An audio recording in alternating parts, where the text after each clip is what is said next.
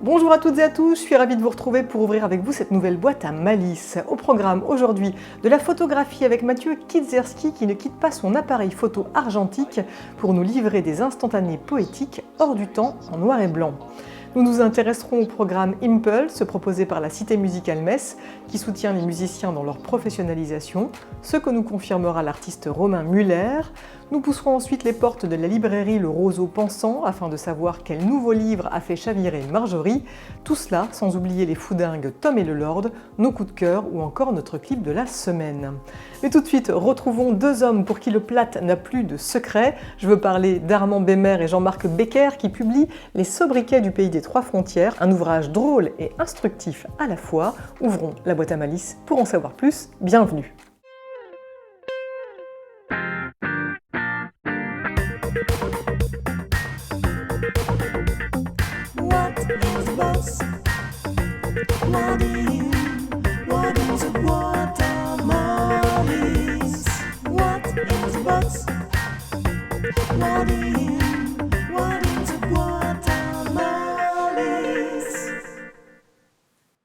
Armand Bémer, Jean-Marc Becker, bonjour. Bonjour. Merci beaucoup de m'accorder cet entretien. Armand, vous êtes écrivain. Jean-Marc, vous êtes illustrateur et également président de l'association dont je vous laisse prononcer le nom. C'est l'association Weilanach. Voilà, vous avez bien fait de le prononcer à ma place.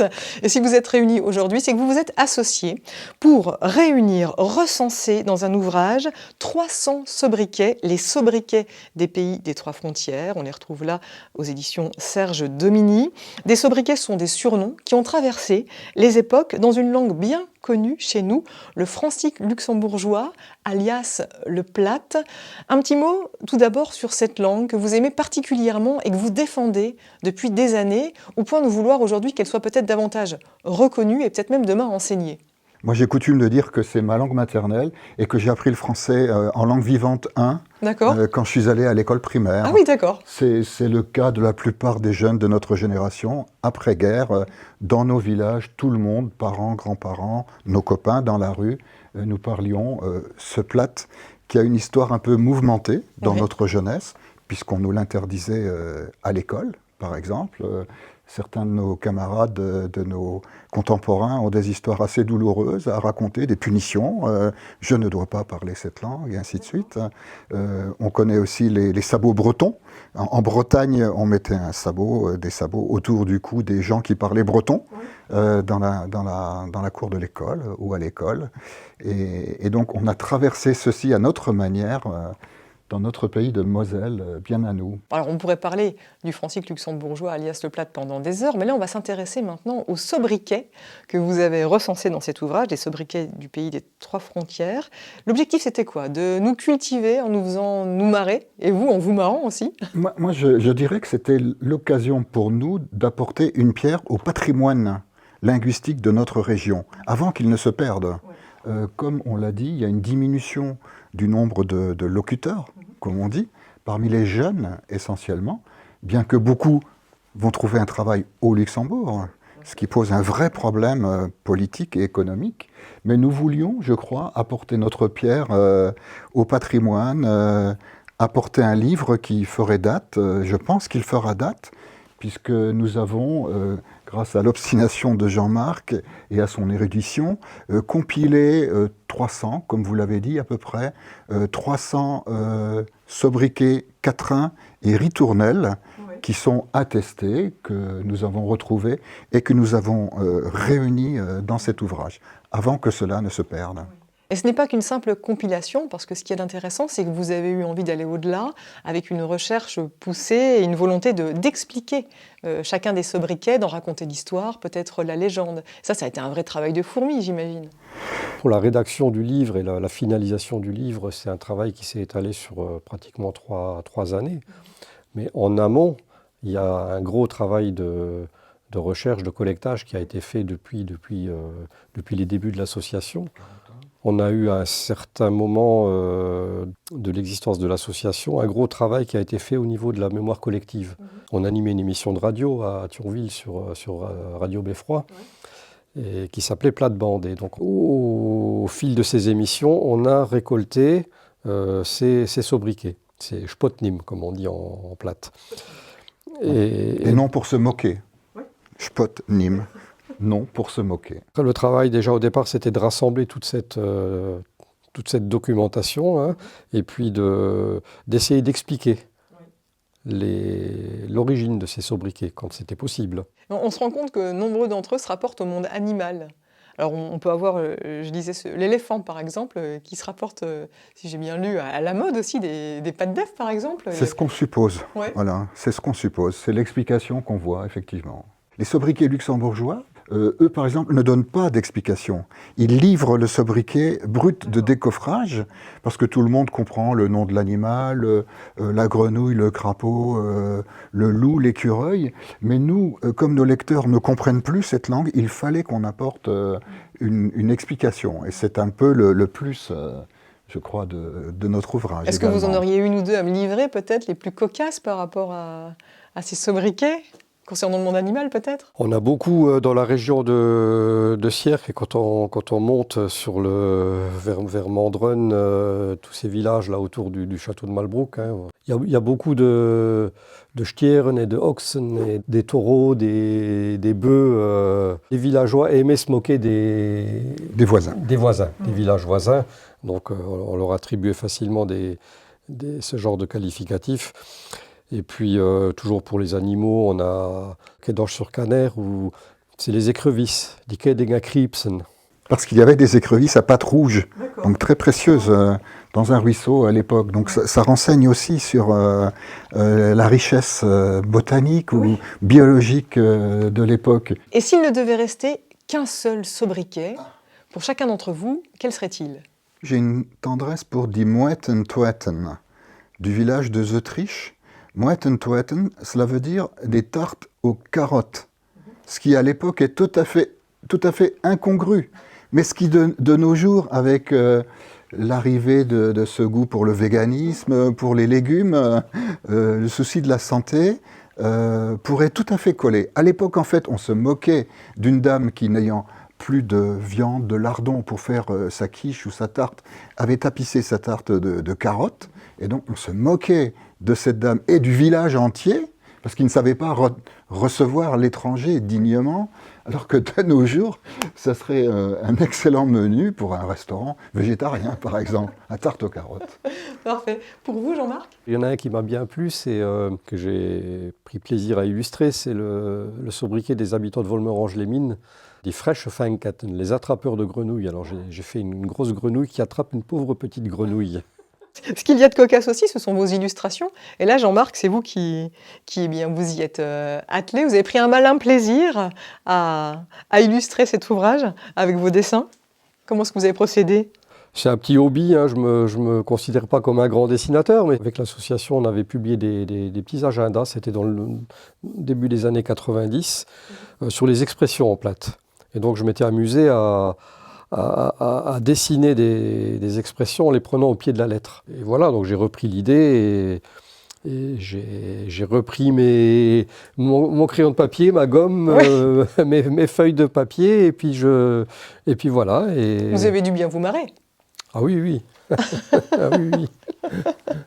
Peut-être pour conclure, j'aime bien toujours demander en une minute comment vous me convaincriez de vous procurer cet ouvrage.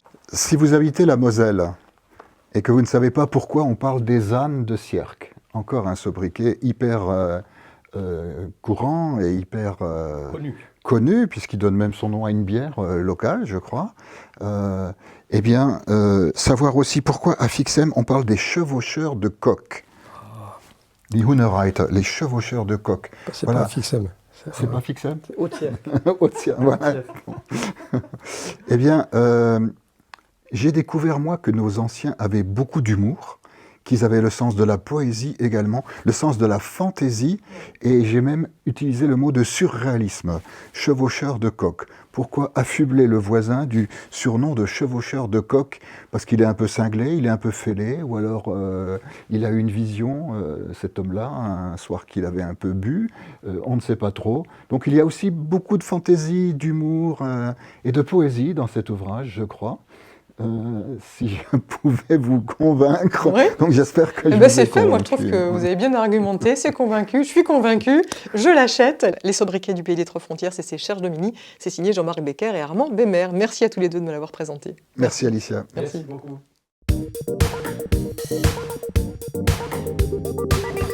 Rappelez-vous, il y a quelques semaines, je vous présentais Anya Gower qui avait réalisé son premier film à Sarreguemines et alentour. Eh bien, il se trouve que la ville a la cote, puisqu'aujourd'hui, c'est Sophie Meyer qui a décidé d'y tourner son premier court-métrage. Sophie Meyer a 20 ans, elle est originaire de Tenthelin, elle fait des études de cinéma à Amiens. Elle a donc décidé de placer l'intrigue de son premier court-métrage dans un pub irlandais de Sarreguemines. L'histoire est la suivante, un homme et une femme se croisent, ils ont l'impression de s'être déjà vus et décident de jouer au jeu des questions-réponses pour résoudre ce mystère. Le film bénéficie de soutien et l'équipe est d'ores et déjà constituée. Néanmoins, il manque encore quelques fonds à Sophie Meyer pour pouvoir le tourner dans de bonnes conditions. C'est la raison pour laquelle elle fait appel à vous via le site participatif Ulule. N'hésitez pas à vous inscrire pour donner un petit coup de pouce à cette jeune réalisatrice. De nombreuses contreparties sont proposées. On croise les doigts pour elle. Et trop con, notre caméra pour un appareil photo, celui de Mathieu Kiedzerski précisément, qui a été initié à la photographie par son père alors qu'il avait 8-9 ans. De la prise de vue au tirage en labo, il cultive un amour pour l'authenticité. Ses photos sont hors du temps, baignées de poésie, et certaines d'entre elles sont exposées à la vitrine éphémère à Metz. C'est là que je l'ai retrouvé pour lui tirer le portrait.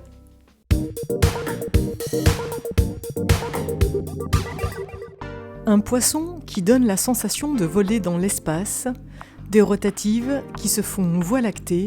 Sans nul doute, les photographies de Mathieu Kiedzerski invitent à regarder au-delà. Car le photographe aime se laisser surprendre pour mieux surprendre à son tour.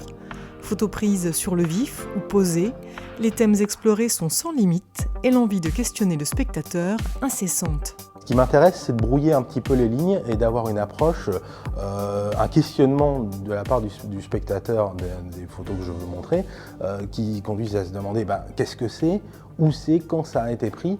Et je retrouve ce modelé-là, celui qui m'intéresse, qu'avec ça, mon appareil de tous les jours, un Rolleiflex, un moyen format. C'est une approche autant qui est très différente déjà dans la prise de vue. Parce qu'on regarde les choses de haut, on regarde dans le viseur cheminée, voilà.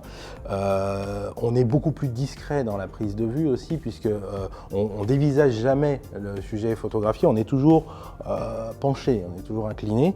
Et puis on a 12 poses en moyen format, on a 12 poses de pellicule argentique, donc on gâche pas la pellicule, on photographie pas en rafale, on calcule les choses. Donc c'est déjà une approche au temps qui est beaucoup plus lente. Prendre le temps pour mieux le figer, car avec son appareil photo argentique, Mathieu Kiedzerski nous fait voyager à l'époque de son choix. Une sensation d'être plongé dans les années 20, 30, 50. Et pour y parvenir, les différentes techniques artisanales de tirage, avec lesquelles il joue également, ont un rôle prépondérant.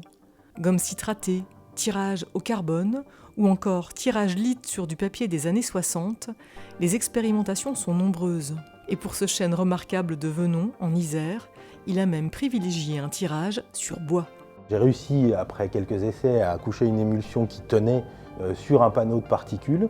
Et l'idée, c'était aussi d'apporter quelque chose en plus, au-delà du simple cliché. Là, ce que je veux dire aussi, c'est que tout arbre remarquable qu'il soit, il peut aussi finir en panneau de particules, comme c'est souvent le cas pour nos chênes, qui partent un peu partout dans le monde.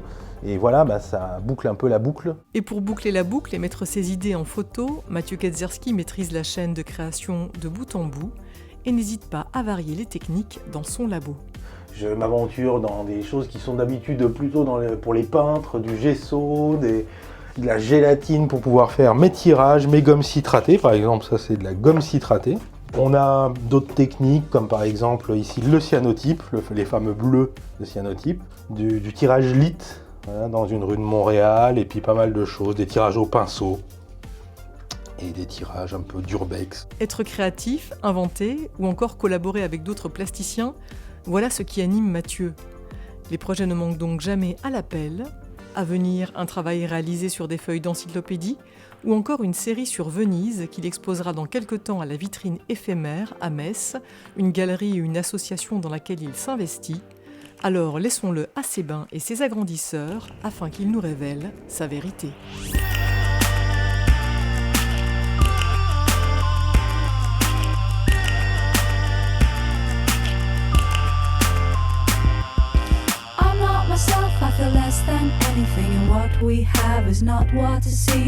Il n'y a plus qu'à exposer.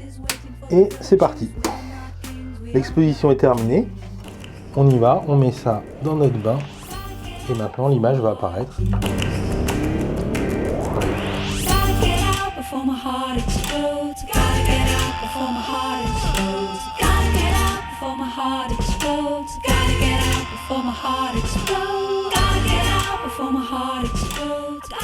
Donc voilà le rendu final. Moi, ce qui m'intéresse dans cette photo, c'est ce rideau.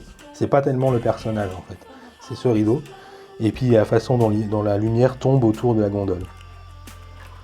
On l'égoutte bien. C'est parti pour le rinçage.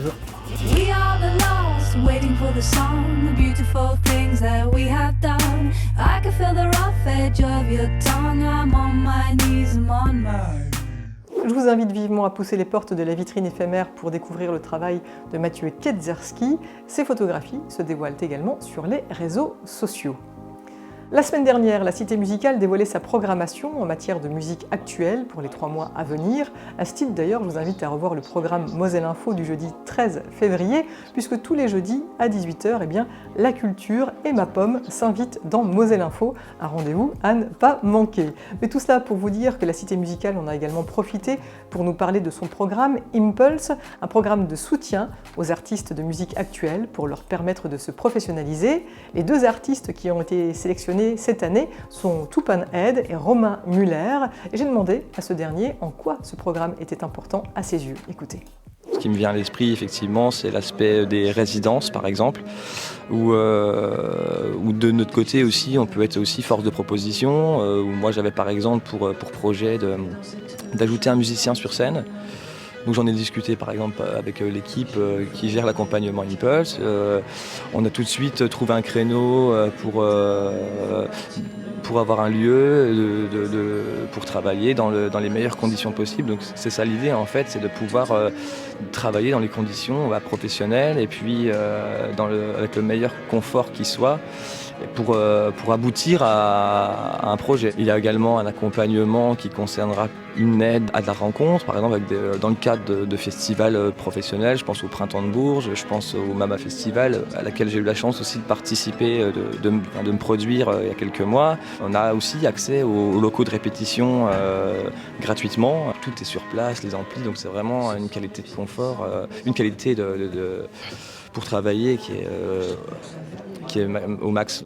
Tout cela, sans compter que des ateliers sont également proposés avec des partenaires en milieu scolaire ou encore dans des médiathèques. Bref, le programme Impulse fait beaucoup de bien aux artistes et n'hésitez surtout pas à suivre les 2 groupes du moment, Tupan Head et Romain Muller. D'ailleurs, si vous êtes musicien et qui plus est si vous êtes surtout rappeur ou rappeuse, ne manquez pas de participer au grand tremplin Buzz Booster. L'objectif, remporter les sélections Grand Est pour ensuite atteindre la finale et repartir avec une aide à la production et une tournée d'une valeur de 15 000 €. Pour pouvoir vous inscrire, rien de plus simple, il suffit d'avoir un répertoire original d'une 30aine de minutes, de résider dans la région et de ne pas être signé par une major. Ensuite, vous vous inscrivez via le site qui est apparu à l'écran et j'espère pour vous que la magie va opérer. Après la musique, place à la littérature. Je suis sûre que vous avez dévoré la semaine dernière le livre conseillé par Marjorie. Elle est de retour avec un nouveau conseil. Ouvrons les portes de sa librairie à Château-Salins.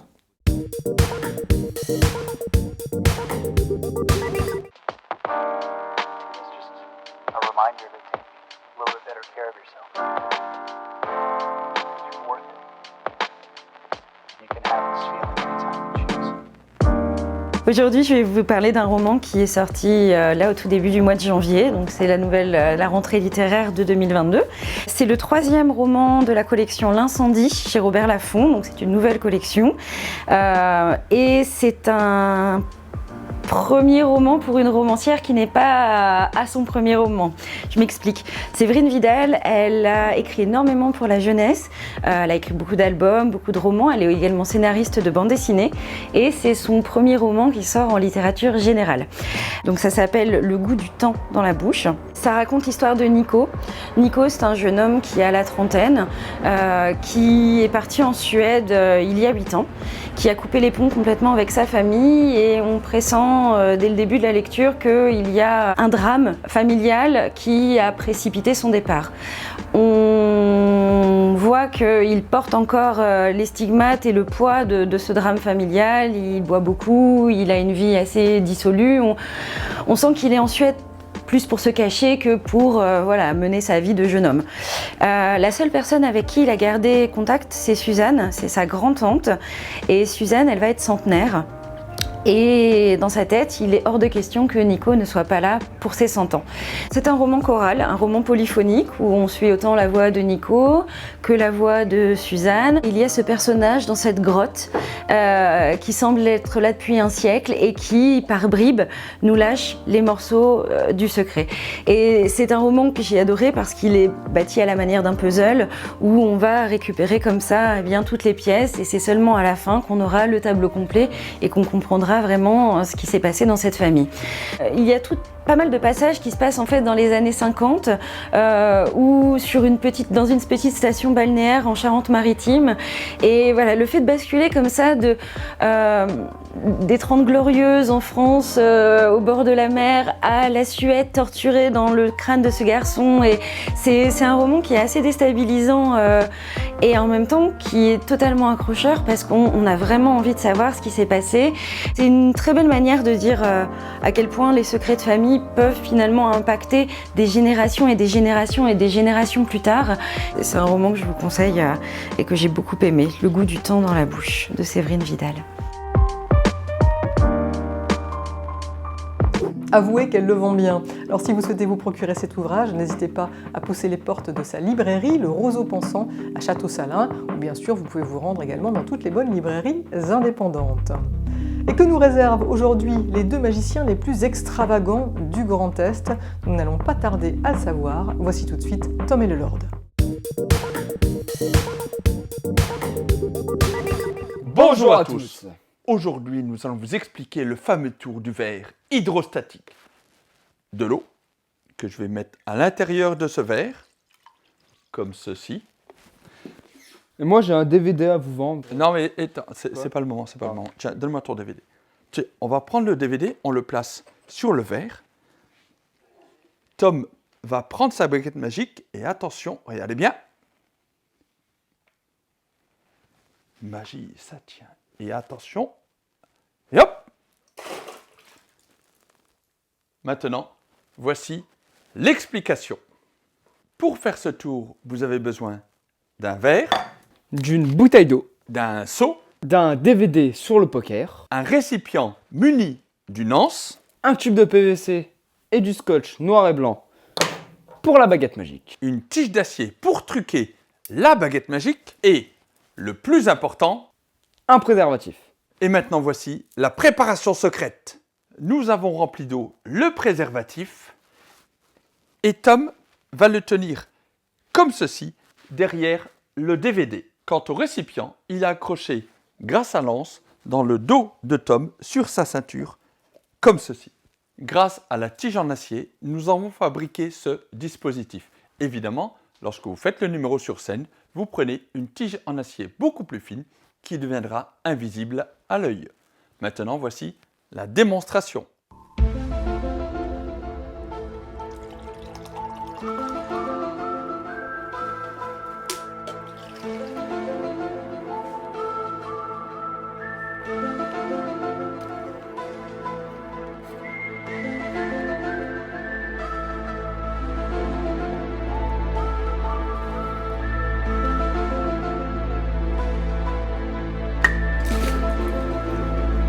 Maintenant, vous pouvez le refaire à la maison. Décidément, ces 2-là sont complètement barrés et on adore ça. Retrouvez-les tous les 15 jours dans la boîte à malice et suivez-les sur leur page YouTube. Il est d'ailleurs temps de refermer cette boîte à malice, en musique comme toujours avec aujourd'hui le guitariste-compositeur Jean-Pascal Beaufort qui va sortir un tout nouvel album au printemps prochain. En attendant, voici déjà qu'il dévoile un deuxième single, extrait de cet album à venir, une plongée instrumentale au cœur de l'enfance. Allez, bye bye.